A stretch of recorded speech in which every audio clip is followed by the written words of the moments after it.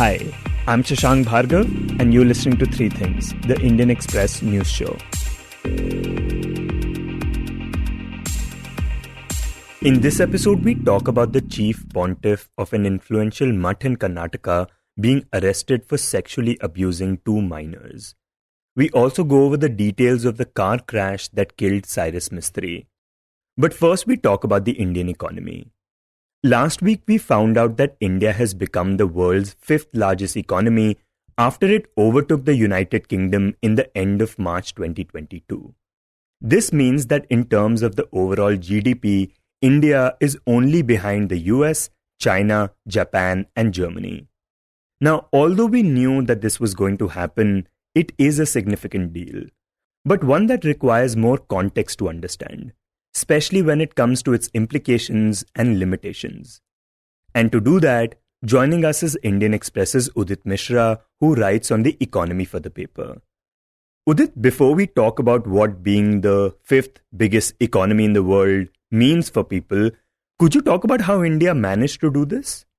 Yeah, so on the face of it looks like India overtook UK and this was an overnight development, but that is hardly the case. Actually, it has taken, decades of fast growth relative to UK for India to achieve this. If you map the GDP trajectory for both UK and India, you'll find that up until 2007 or 2008, when the global financial crisis hit, UK was expanding the gap between its GDP and our GDP. And while even when India was growing very fast since 2003, 4, 5, even then the gap was expanding. Then came the global financial crisis. And one of the big casualties of the global financial crisis was the UK. It seemed to have lost its way as an economy. And you'd find that in 2007, the gap between UK and India was the highest.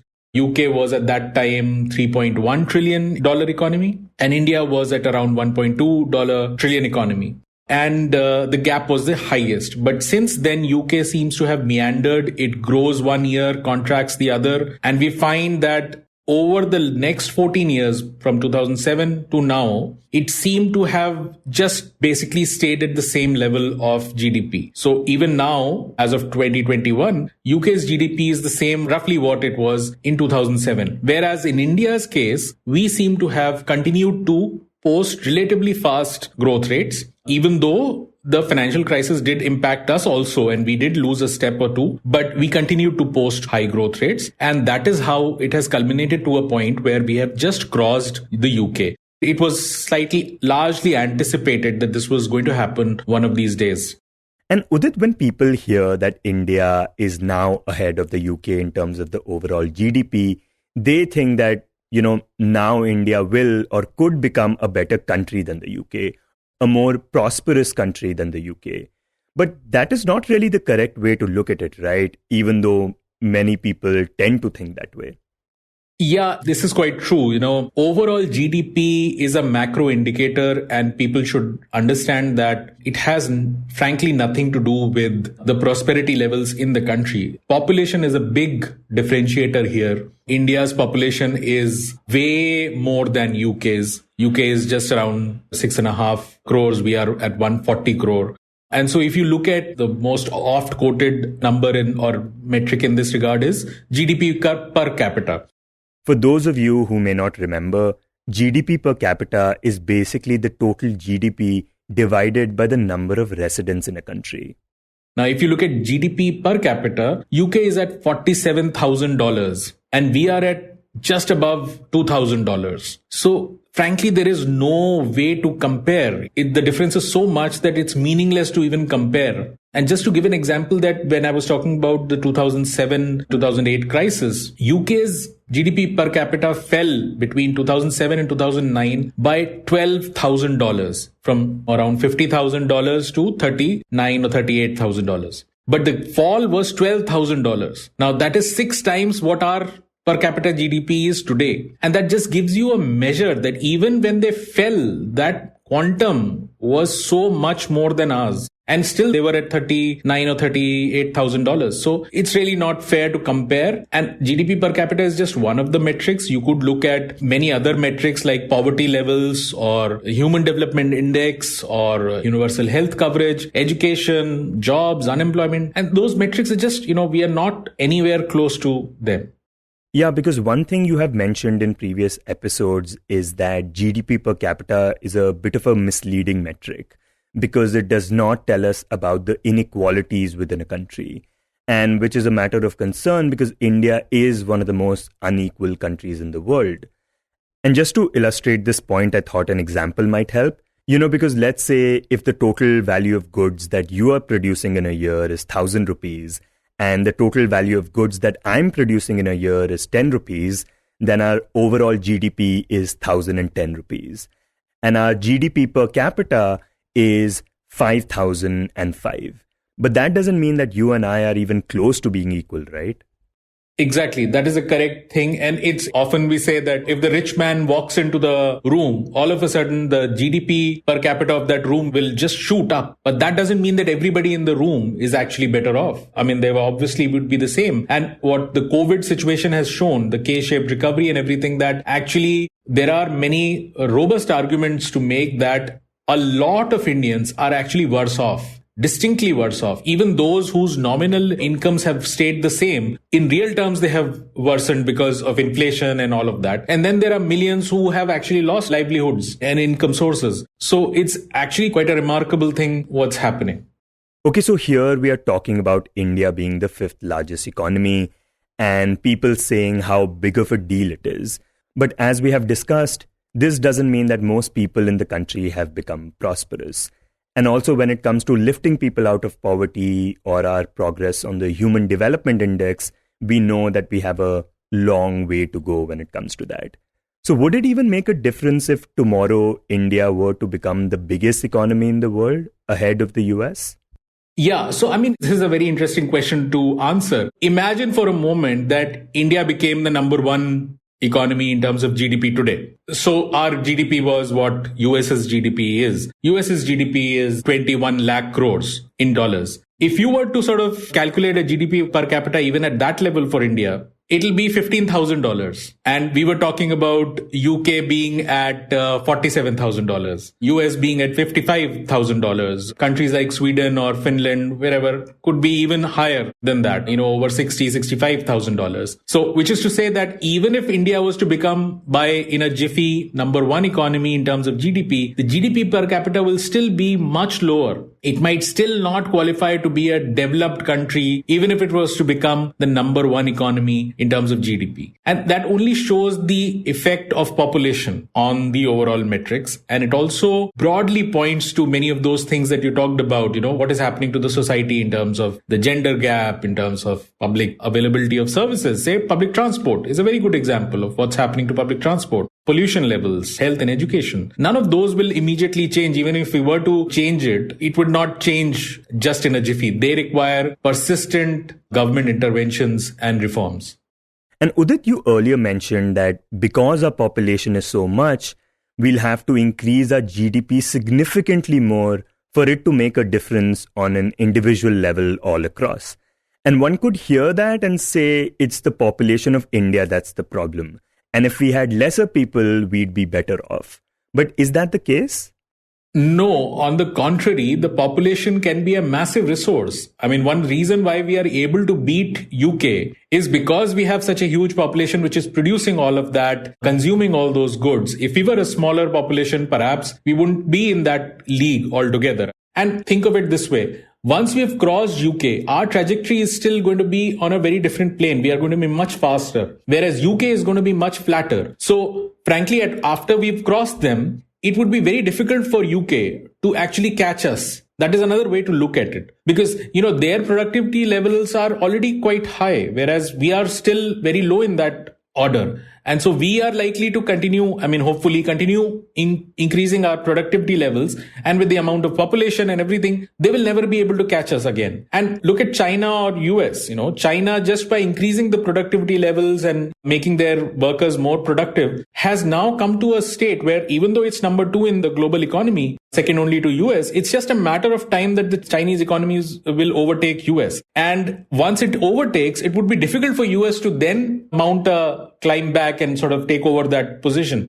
For India also, the trick lies in what we do with our population. The difference between a demographic dividend and a demographic bomb. If we treat them properly, if we make them employable, if we have our industrial policy in line with our HR policy, our education policy, then we might be able to leverage all our population to grow fast, increase incomes, and to such an extent that no other country can touch us. But if we do not do that, then it's a recipe for massive social unrest.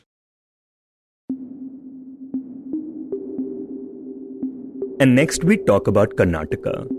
Last week, Shivamurthy Sharanaru, the chief priest or chief pontiff of an influential Mutt in Karnataka, was arrested on the charges of sexually abusing 2 minors. The case has generated a lot of controversy in the region because of just how popular this Mutt is and because of its political significance.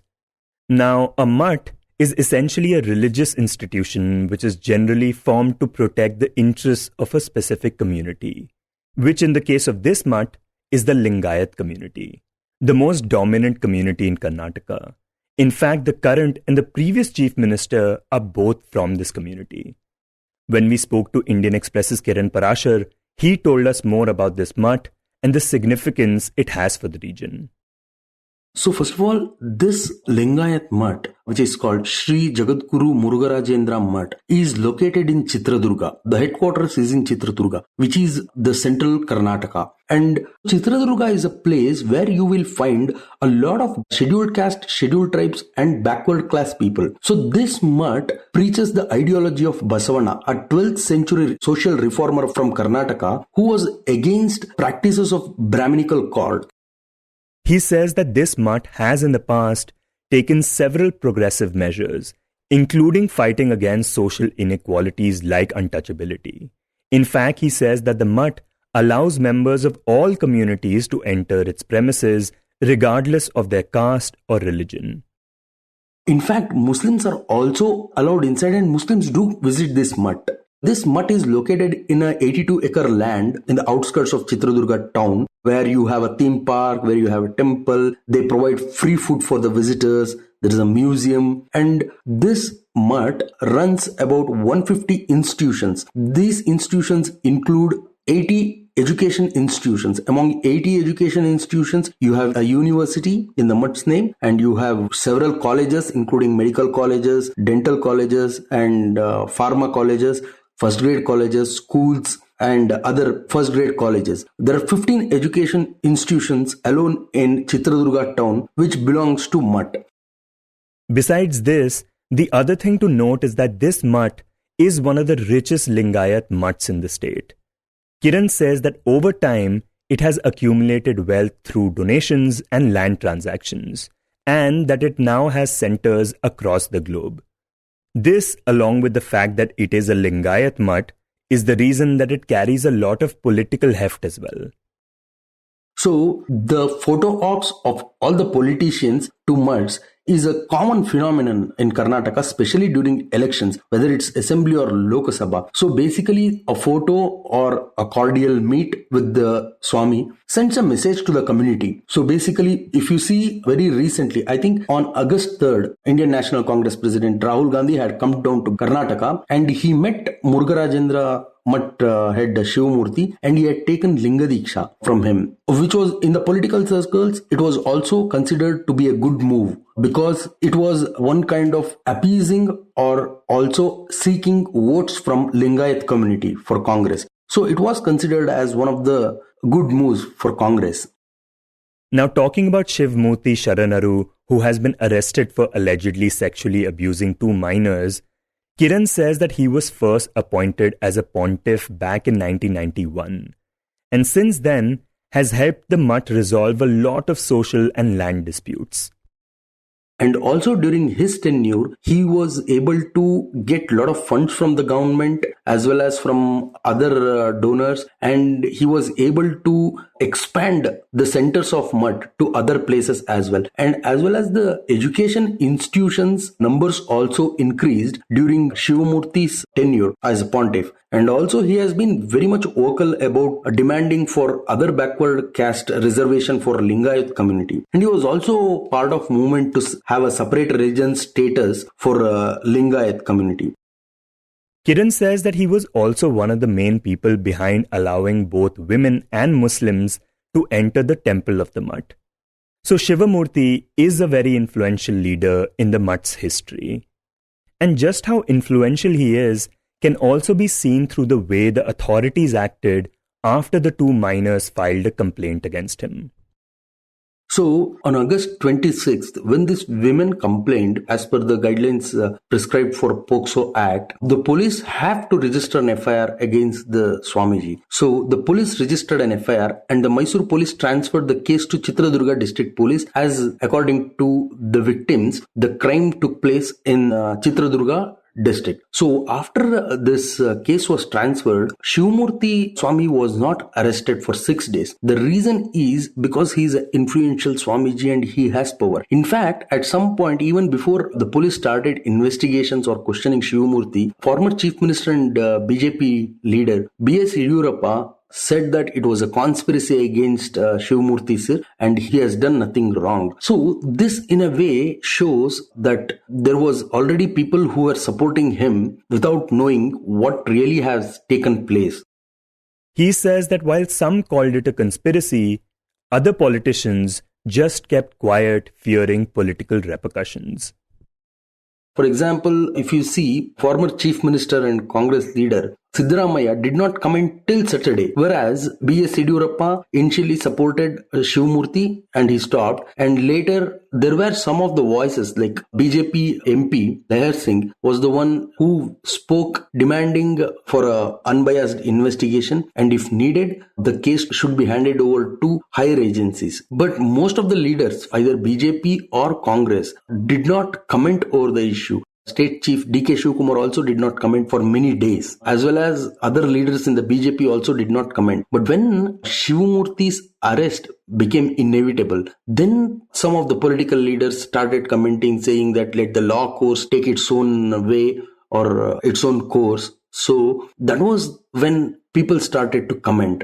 Also, few Dalit organizations had staged protest across Karnataka demanding to arrest the Swamiji. But the state government did not arrest him for 6 days despite they knew the fact that he was staying in the Mutt and he was provided security in the Mutt and he had addressed public a multiple number of times. He says that since the allegations against Shivamurthy have come to light, the Mutt's image has definitely taken a hit.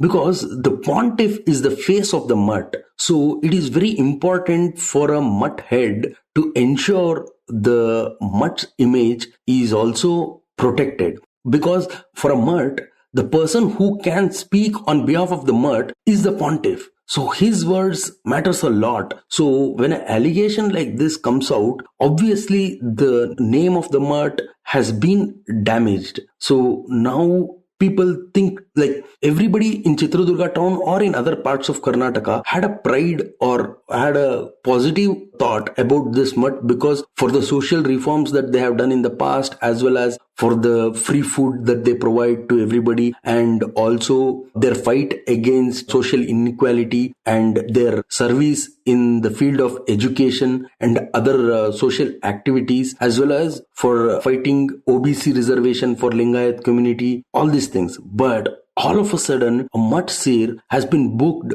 for sexually assaulting 2 minor victims who are less than 18 years. So this initially sent shockwaves to the public. So that was one. And another thing is that affection, love and respect towards Mutt is obviously now in question for many of the people who ardently followed whatever the Mutt said, whatever the pontiff said.